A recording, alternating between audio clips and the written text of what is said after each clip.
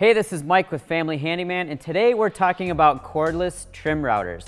Now, when a cordless trim router first came out a few years ago, I tried it and I didn't like it. The battery just wasn't powerful enough and it just wasn't a good experience.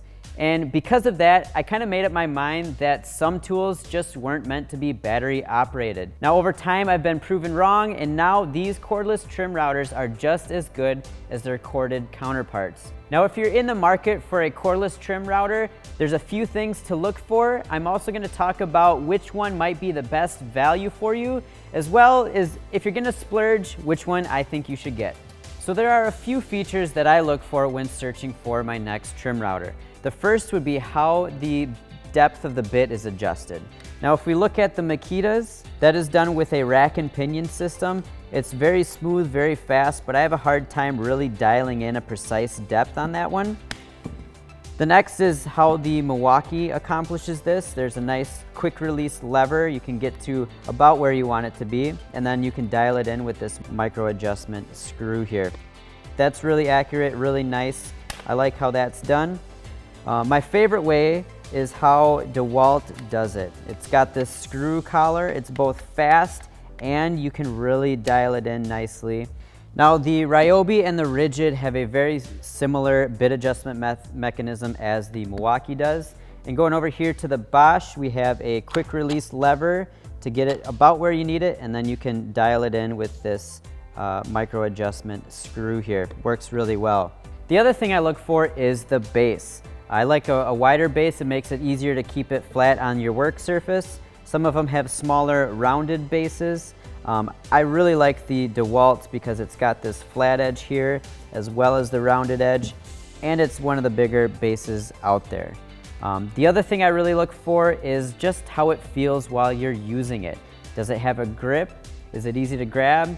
Is it well balanced? And you really got to go to the store and get your hands on it for yourself. Another thing I look into is what type of accessories are available for the routers.